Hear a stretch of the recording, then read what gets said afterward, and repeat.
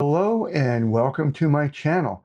My name is Peter Abraham. I'm a second career registered nurse focused in advanced illness, mainly those diagnoses, conditions that would qualify for either palliative care or hospice care. Those are two separate services.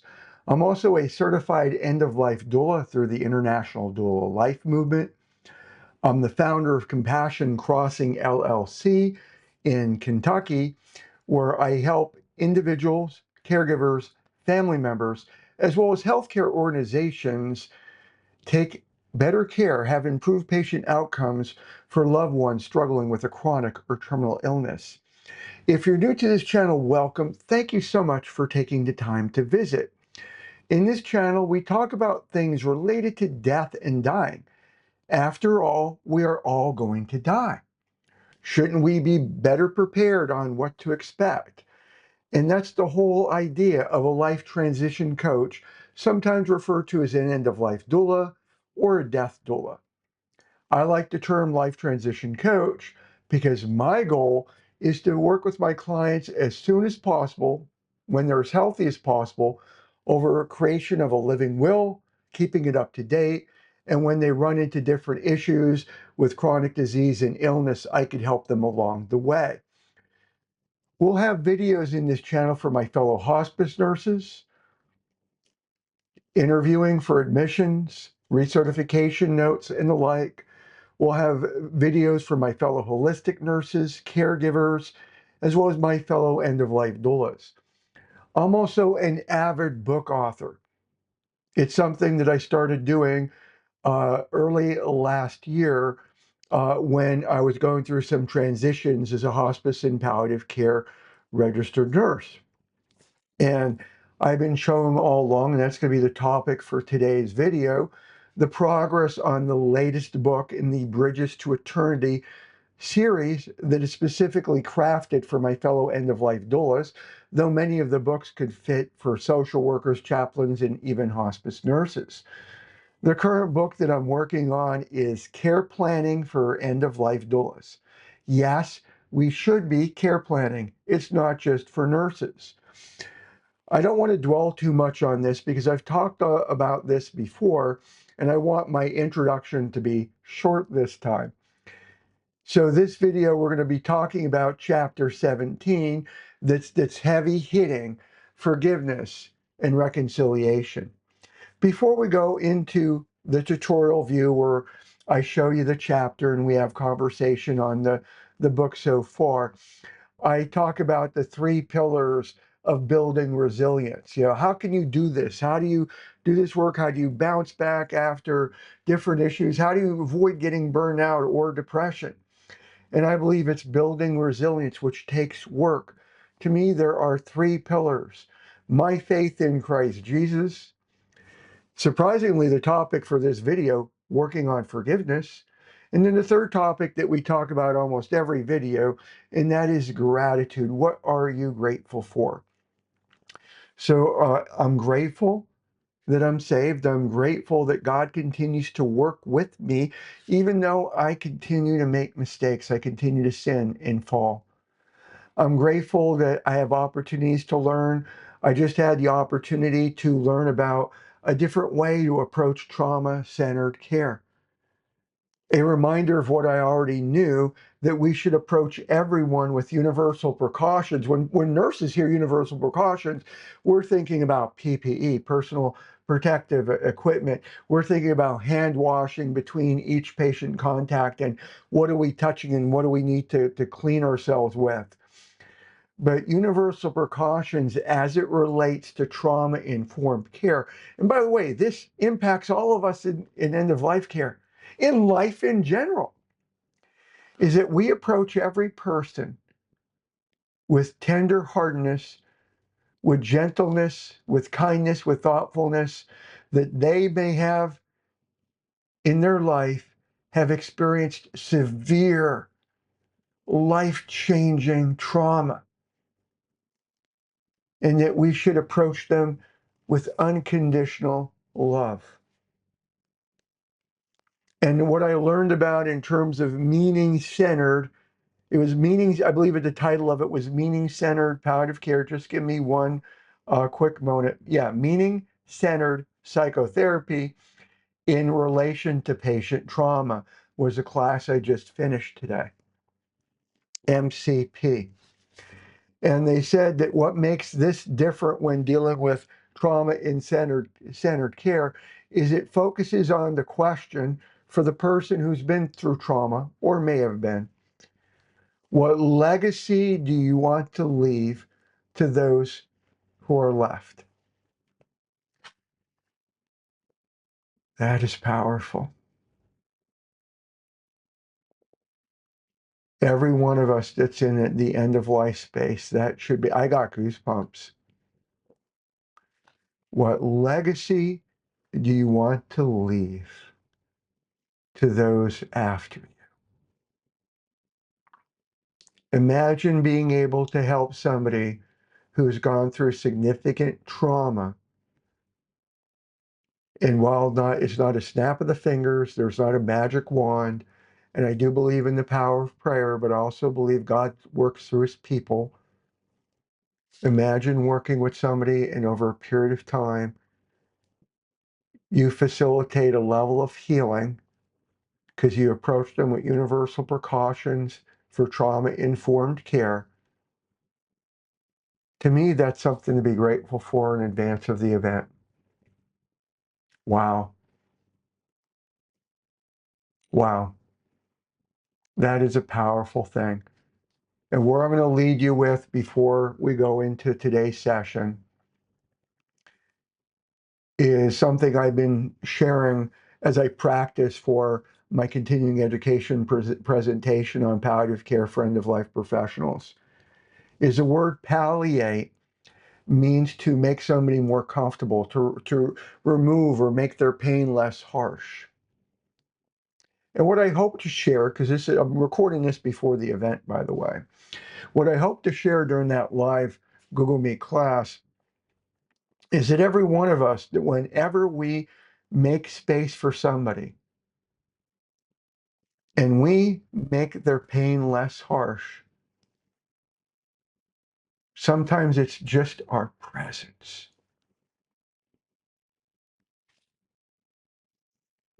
Not saying a word. Sometimes it is a kind word, a thought, a prayer, reflective questions. We palliated them. We provided palliative care. And I'm not saying this in a medical license point of view. I'm just saying what a powerful thing this is that we're involved in, that we should take seriously, but not so much that we're grumpy and grinchy, but that we can laugh and smile and be grateful and have gratitude. So with that said, I'm going to lead into this tutorial section. There will not be a formal outro.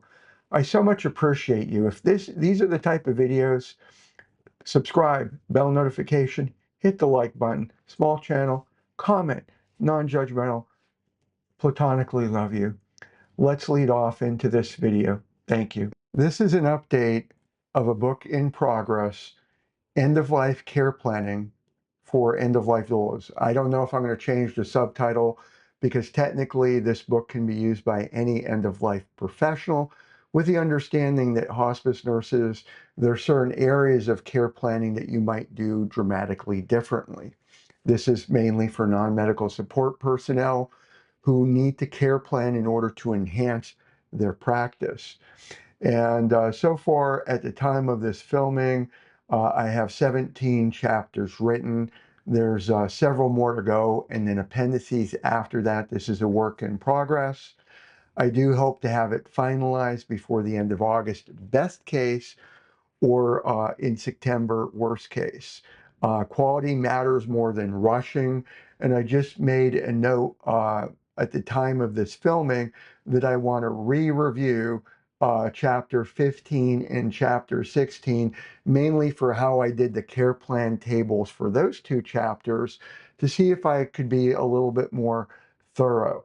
If you've watched any of my YouTube videos, they tend to be long, For some people, that's great. For others, it's, oh my word, he's winded. Um, but I believe in being thorough. I did want to walk you through today the most recent chapter that I've done.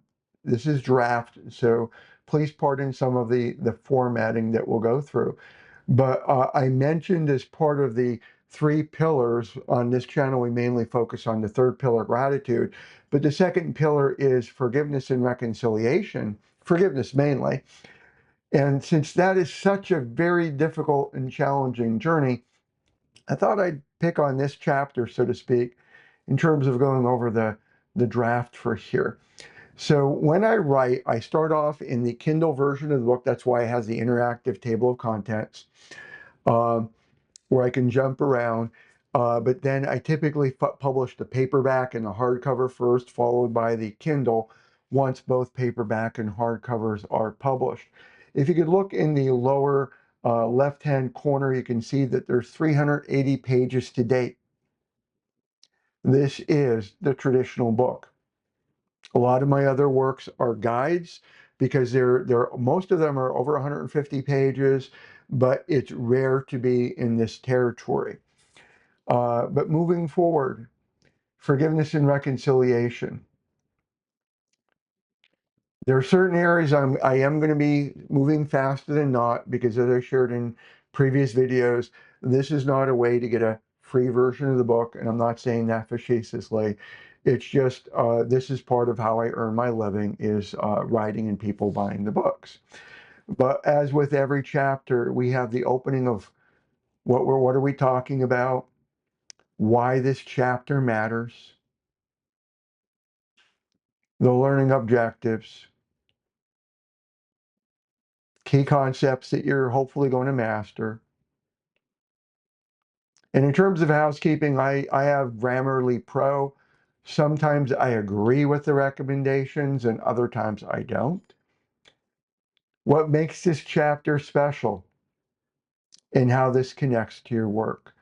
So in another video, I mentioned that when it comes to continuity of care, end-of-life doulas are one of the anchors to continuity of care. If we're doing our job properly, if we're properly trained and properly engaged, and this is our calling, and we're pouring our heart into it, we're an anchor in that person's life, or at least one of the anchors. I'm not saying that we certainly are not God. I'm not trying to put us on a pedestal, but we become an integral part of their journey from the beginning of the relationship until the end, their last breath. And with the fine print, there are certain end-of-life doulas. All I do is advanced care plans, and that's fine. But there's others of us who we could do your advanced care plan. We can plan your legacy project. We could plan your vigil and work through every issue that we're able to have help. And I don't want to say every as in carte blanche, we could do it all. That would be unrealistic and an incorrect representation of our work. But when it comes to the emotional, spiritual, and social elements of our work, this is where we should shine. We should shine as brightly as social workers and chaplains and other people, grief counselors, and other people in this space. This should be our fortitude, our foundation. So as we start off, almost every section starts off with, here's it's not necessarily a case study, but an example opening the weight of unfinished business. And I want to share with you a story that's not in here. It's not in the book. So you're in a way, you're getting something special. I remember when I was working for Care, I worked for them twice, once for their Golden Living division and once under Emeticis. And to be honest, some of it's blended, so I can't tell you if this story is the first one or the second one. But not only did I have mostly home patients, I had mostly the harder cancer patients. And I remember the one lady, and she lived alone. I did the admission, and she shared with me how she sleeps on a mattress. She didn't want to get a hospital bed, and that's her right, by the way. And but sharing that why she sleeps on the mattress. And I admitted her. I ordered the comfort kit. She said she had an allergic reaction to lorazepam. This was under Golden Living because this is my first time learning to be a hospice nurse. Feet on the ground, feet in the fire. And I didn't query what does that mean? What would that allergic reaction? And I just didn't order it, which, by the way, we'll get into in a moment. And I go there the next day. She said the door's going to be open. This is during the post-admission visit. And during the admission visit, she's sound mind, sound body. I mentioned in other episodes, I'm the nurse that talks. You get that feeling from these videos. And I explore feelings and I validate and I encourage and I uplift and I support. And she shared with me that she has a sister that she's been estranged from for well over a decade. And she never told her sister about the cancer, about what's going on. And I encouraged her to, and she said she'd think about it. And I come back the next day to do the post-admission visit, and I'm knocking on the door, no answer. I walk in, hello, this is Peter. And I'm hearing, because this walk in the living room, the bedroom's like a room or two down, and I hear mumbling coming out of the bedroom, and I go in, and she's reaching out with her flip phone. I think I overdosed. Call, and I forget the name. She gave me the first name of a person. They're a friend, they'll help, and passed out. I brought up the lorazepam, by the way, because she had said that she believes she overdosed on her tramadol. I believe it was tramadol. This goes back several years. Lorazepam might have been a counter agent to that. We don't carry Narcan and any type of equivalent in hospice. Passed out. The short version of the long story is, while she did not die that day, she did not die for several weeks. She never woke up. Never woke up. Thankfully, I called the first person with that name. There were several, happened to be the right one, and she was able to come over. I was panicking. That was my first visit of the day. I had so many people to see that day, yet this person mattered, so I'm there. But my heart's racing as to how do I juggle and get everyone seen and whatnot in my head. I'm not, and she comes over and I share. I'm coming daily now. I'm going to be there tomorrow. I stayed with her. I went over all the medications. I did order the lorazepam. Um, I said, here's the number, and I didn't just hop. I was there for several hours and touch base. But here we ended up having an ethics committee meeting and ended up calling the sister. And between myself and her friend, provided an emotional bridge of forgiveness and reconciliation because her sister actually became part of the 24/7 care team. Not only was that love,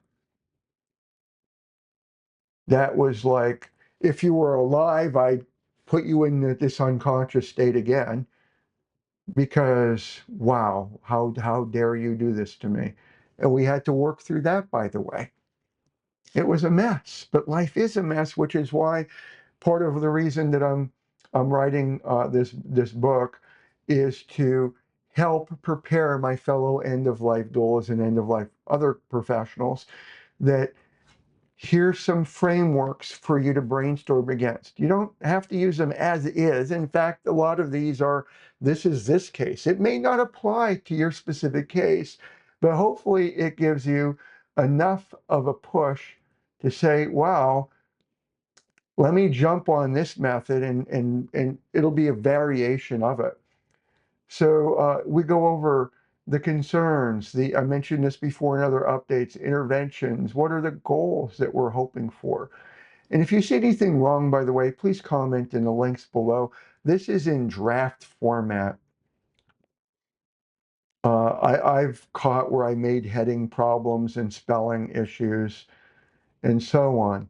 Facilitating the conversation. So while I do have a book, End of Life Conversations, and that in a way blends into some of this is mainly about care planning, but in order to care plan, I don't just present the concern, AKA the problem, and walk away. I'm trying to say, here's the interventions to think about. Here's the thought process of how to help you get as close to the goal as possible. The techniques for difficult conversations. Going through again. This, by the way, of all the chapters I've done, this is the one where I'm a little bit more proud of, which has me thinking of why I have to go back to at least 2 chapters.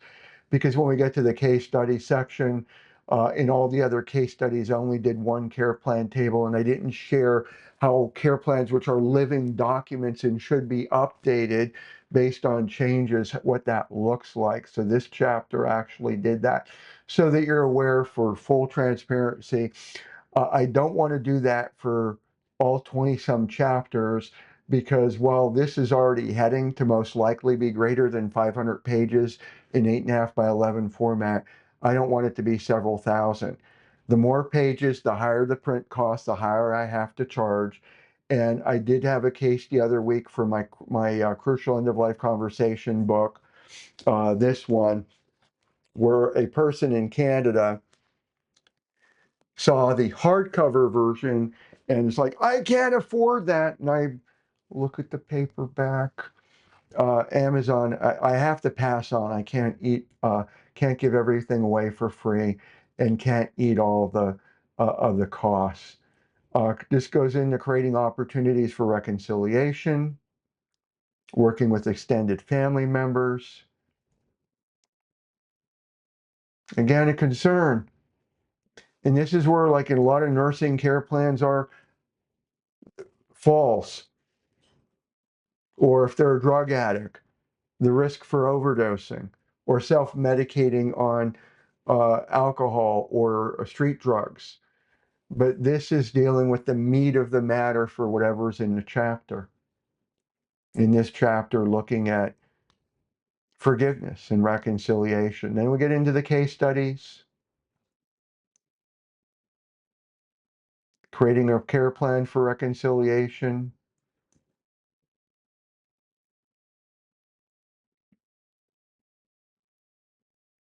And then this is where it's a little bit different, where we made some changes.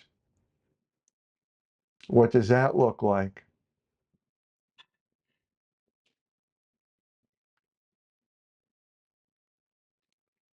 This is huge.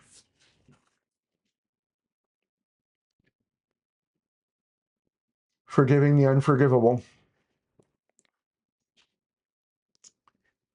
One of the first persons I helped remotely as an end of life doula is a lady over in India.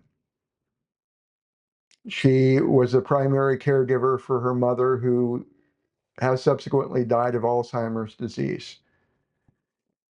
And I would help her lessen aspiration risk and understand dietary textures and what to expect as part of the dying process. And for those of you who are doing this remotely, a word of caution, just sharing my own fumbling. In the last hours of her mother's life, um, the Indian lady was sharing what I thought was her mother was having trouble coughing up phlegm, and she was using the word phlegm. And I didn't understand that it was the death rattle because of the words that were being used. And so I was suggesting giving a nebulizing treatment with the understanding this is not medical advice, legal advice, blah, blah, blah. And here it was the death rattle. Now I have to deal with my own lessons learned. But in terms of talking to this lady about the unforgivable, she shared a life of a hard life. The Muslim culture, and as I share this, I'm sharing my childish, naive understanding. I'm sharing my bare bones, childish understanding. There's so much I am ignorant of in this religion. But is my understanding that women by a certain age, they should be married, and there's a lot of gender modeling and gender expectations. And so the daughter who was cared for the mom was married off. The brother arranged the marriage and found out that the person that married her was married to several others. That was never disclosed. And she ended up divorcing this person. I don't know if we want to call it an annulment. I don't know, and I don't need to know every fine detail. A lot was shared in this uh, picture.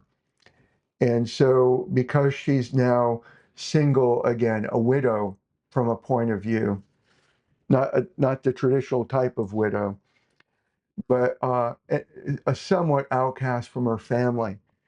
And she believes in a lot of healthy eating and healthy. She taught me so much about how to live a healthy life. I'm grateful. But she told me, and this is where about a month or two ago, we actually, not because of me, I'm available to her, but she actually walked away from the conversation when I had recommended one too many times for her to work on forgiveness, that this is to help her heal more than anything else. Forgiveness, I can't stress this enough, is about your healing, not about what the other person's getting because you forgive them. But there are times where we have stuff happening in our life where it is unbelievably hard to forgive the other party. I struggle with this. For those of you who watch some of my videos, you know that as a very young child, I was raped by a person who was supposed to protect me, supposed to be a good to me, a protector, a role model. That can be very hard to forgive. I believe I have forgiven, but to be transparent with you, I shared, I do my best not to lie. Sometimes I have to come back. Was my forgiveness good enough? Was it thorough? Was it complete? God, please help me, because it can be hard. So, but we can help people work through this. I'm not saying guaranteeing results, because for this lady over in India, she ended up saying, she actually didn't say, she just, end of conversation. If you're watching, by the way, you would know who you are. I love you from a platonic, a brother, case of brotherhood. I still care. I'm still available if you want to talk. But this is where we get into trauma-informed care. And for those of you who are end-of-life doulas and you're watching this, be tender-hearted, because everyone that we connect to, everyone that we connect to, everyone has a potential of having severe trauma in their life that we just don't know about. We may never know about it. So we should walk in a manner of kindness, gentleness, calmness, respect, and love. Love conquers so many different things. So work through that. We're coming to a close, by the way, for those of you watching and of you the time.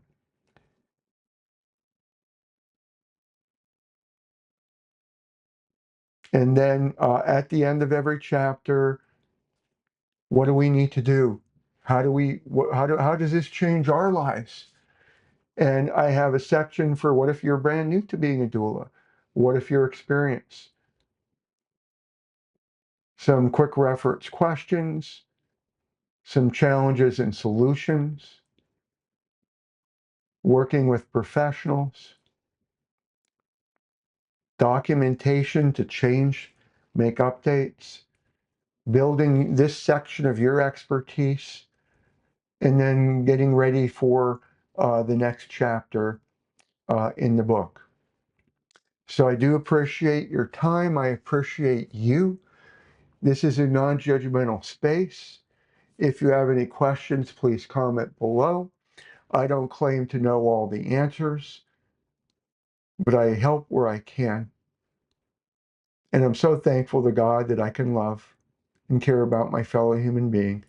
Thank you for taking the time. Take care, and God bless.